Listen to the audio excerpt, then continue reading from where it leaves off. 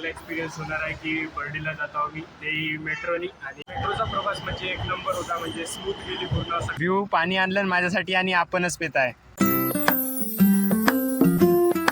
नव्या ब्लॉगमध्ये. तर मी आत्ता पोहोचलो नागपूरला मगाशीच पोहोचलो, पण आत्ता आपल्या सेंटरवर पोहोचलो. तो माझ्या समोर आहे पॉलिटेक्निक कॉलेज.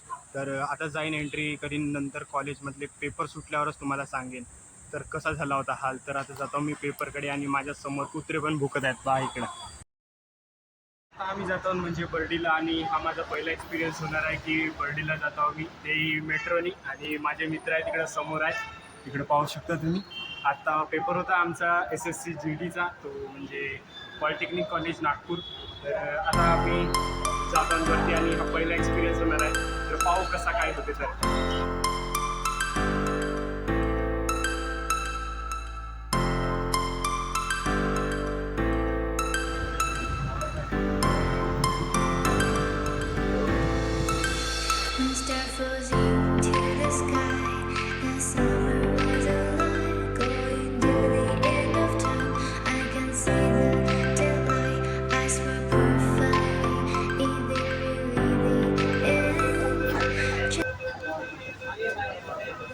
मेट्रोचा प्रवास म्हणजे एक नंबर होता, म्हणजे स्मूथ गेली पूर्ण, असं काही वाटलं नाही. पहा माझ्या समोर.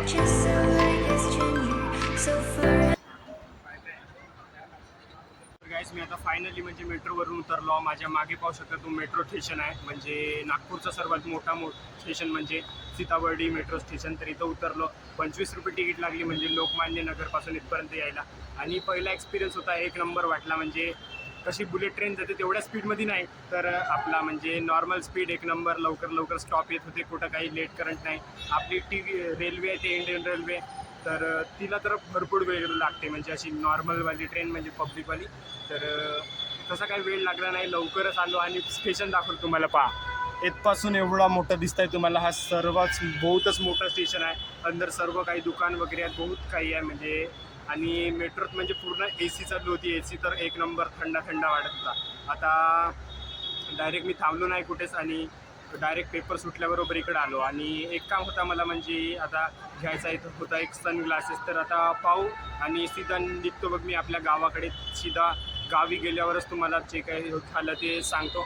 तर बहुत चांगला वाटला, म्हणजे आज पेपरही होता त्यासाठी आलो होतो. आणि एक नंबर. चल आता सगळ्यात पहिले चष्मा घेतो आणि जातो. मगांपासून मी फिरत आहो का एक सनग्लासेसचं दुकान दिसेल म्हणून, ते फिरणेवाले राहिले ते, पण आता काही दिसले नाही. तर आता निघावं लागेल मला घरी.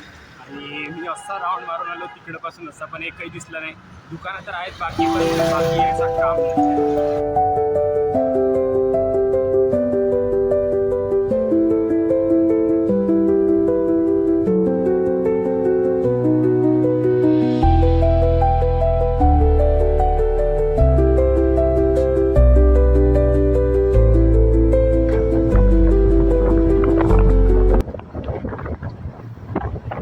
आम्ही पोहोचलो खेड फाट्यावर ब्रह्मपुरी जवळ, आणि इथून आमचं गाव जवळच आहे. VF घ्यासाठी आला मला, सोनताई घ्यासाठी आली. तर व्ह्यू पाणी आणलं माझ्यासाठी आणि आपणच पेत आहे. दे ना मला थोडासा, देऊन दे.